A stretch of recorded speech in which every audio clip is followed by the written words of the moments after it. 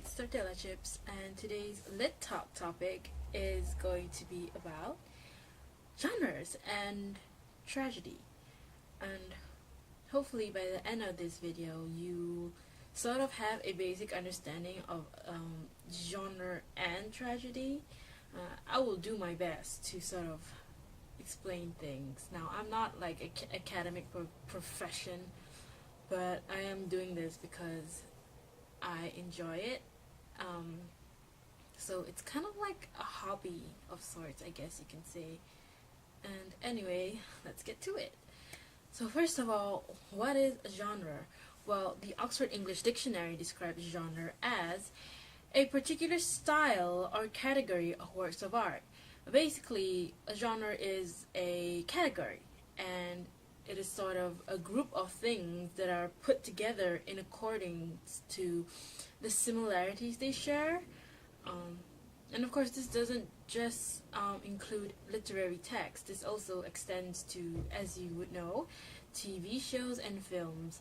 And with that said, for something to be considered a certain genre, there are rules that, unfortunately, need to be followed. So, for example, Alfred Hitchcock's The Birds, it's considered a horror film. Why? Well, it might not necessarily be like a jump scare horror, like The Conjuring or whatever, but there is a sense of uneasiness that you feel, that you usually get when you watch horror. And that brings me to today's topic, which is tragedy. Now, is your character someone of nobility? Is he like considered middle, upper class, and above? Are there ghosts or concepts of revenge involved? Is almost everyone, including your main character, dead by the end of the story? If you said yes to most of these questions, then you have yourself a tragedy.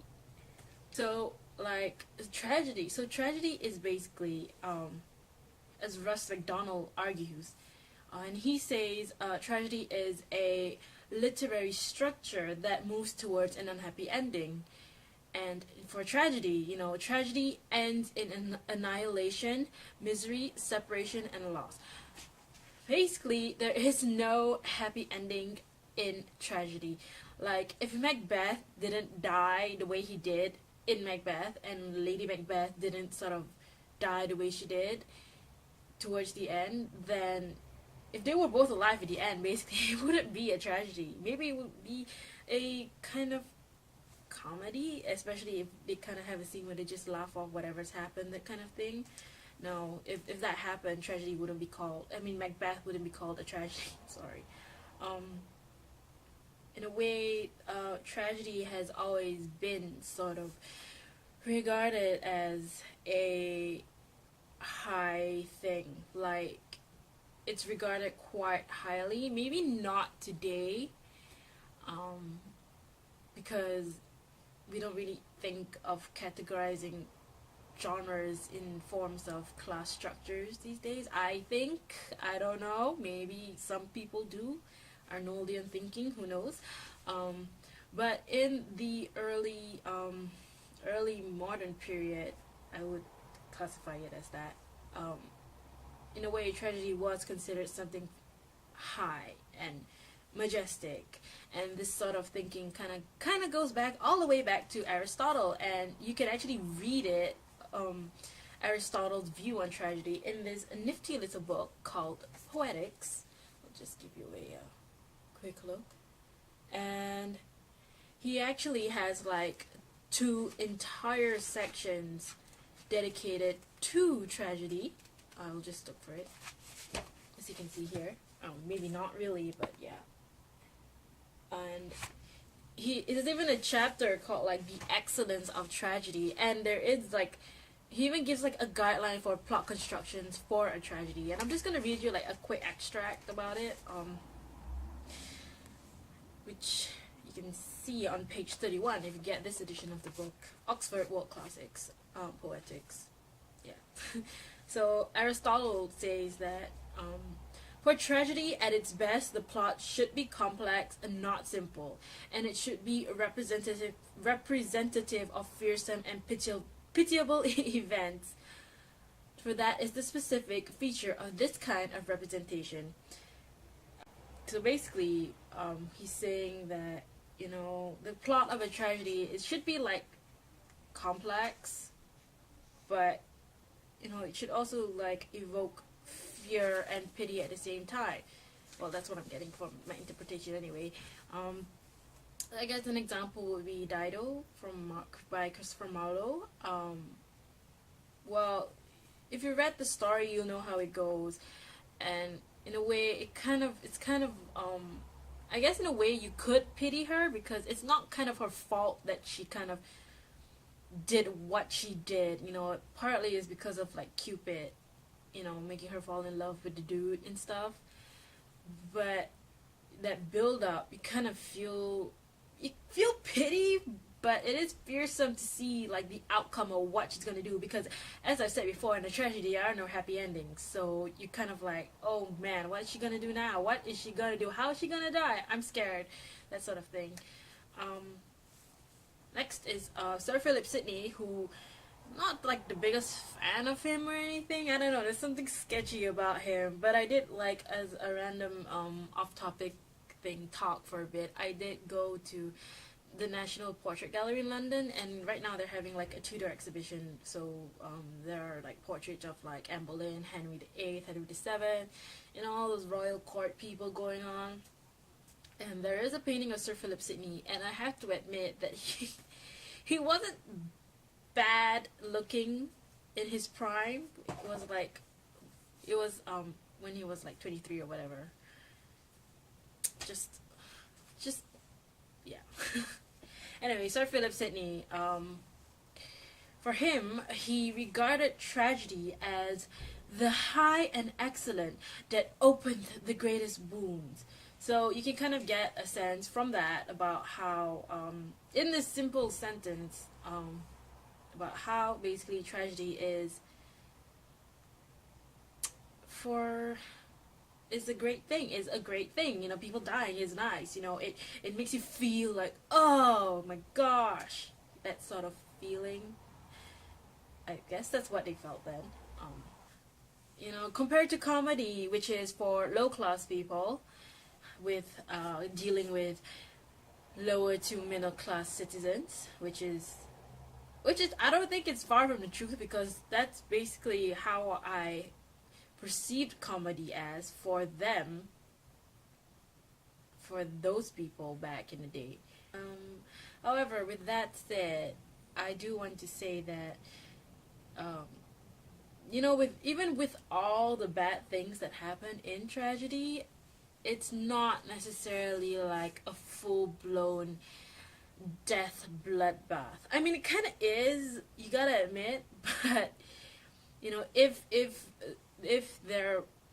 play, you know, was just a pure tragedy, like if everyone followed the rules, like what Aristotle said, like this is how you make a good tragedy, and if they follow like Sir Philip Sidney's words, like a tragedy should be like this, you know, and that, and if people actually follow that, then the play would unfortunately be very, very boring, which is kind of why sometimes, even these days, you can see it, like if a certain like film or whatever follows like of the conventions of its genre, like the whole way, or like at least like 96% of the way, it gets kind of boring, especially if you're not a fan of the genre itself.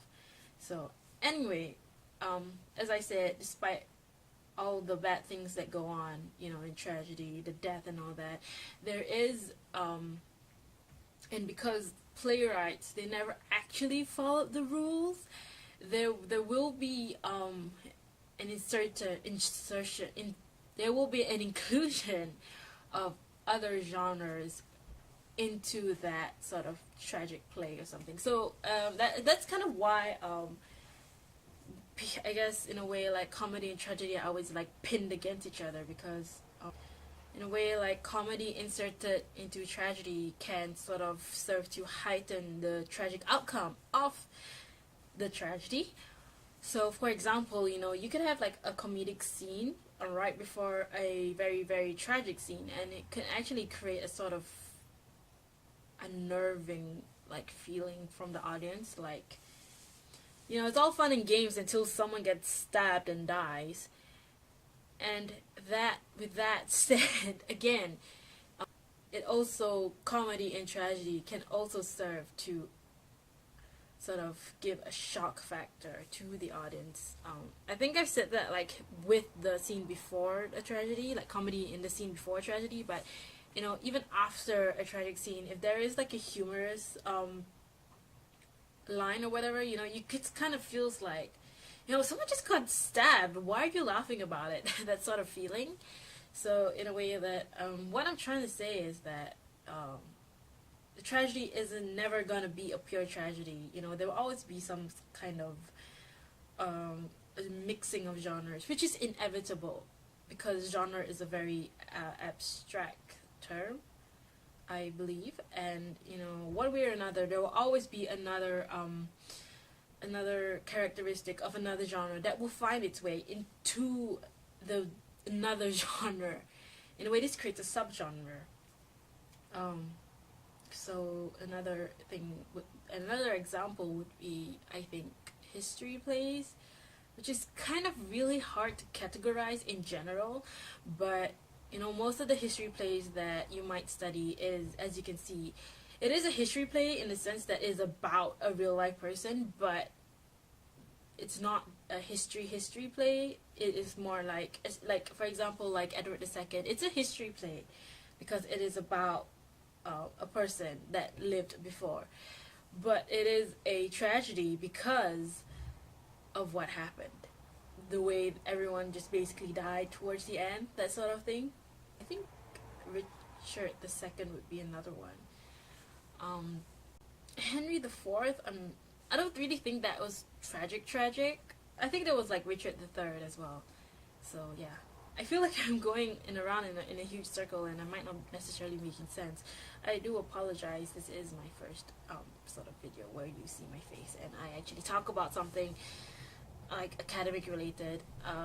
But to sum up, a genre is a category, and a tragedy is a genre that deals with lots of death, and it is kind of like a must that someone has to die in a tragedy, and if not, then it's not a tragedy because you're supposed to feel sad by the end, sad or more maybe emotionally distraught.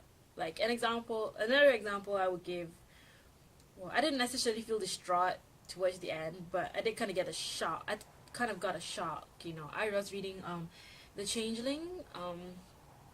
It was by Thomas Middleton and another person, I can't remember his name now, but in the first few scenes, like one of the guys just like basically got like stabbed and he got killed, and maybe it's because I was reading it in a time where I wasn't like at my peak performance, but it kind of actually shocked me, like, oh, okay, I know where, after reading that sort of scene, that where it's gonna go, that it's not gonna end very well. I think that's it.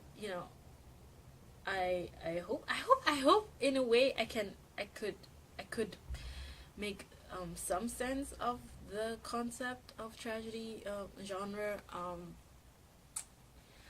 Maybe I didn't, maybe I did, I don't know. But I do hope in a way that I sort of helped out if you might be struggling with this sort of thing. I won't say I'm like an expert in this or anything, but I do try. Well, I am trying. I'm sorry. I just can't. I just have this thing. Like, I know I can't focus looking straight at the camera. It's something I guess I just have to get used to, I guess. But anyway, I hope you enjoyed this video. I guess it's more like my own ramblings more than anything else about a topic that I like. There will be more talk that I plan to do in the future. It might take some time because obviously I will have to do my own research and stuff, so I can create a substantial argument and all that. And yeah, that's it. I listed the sources I quoted in this video in the description. In case, I don't know, maybe you actually want to read it for yourself, or you just kind of gonna be like, yeah, you said that, but where's the source? Like, you know, when you write academic essays, you have to show the source to prove that the person said it and something like that. So I hope you have a good day, everyone. It's currently raining here in Newcastle, and you know, that was some week of sunshine we had, but I guess good things must always come to an end in one form or another, even the English sun. So that's it. Bye.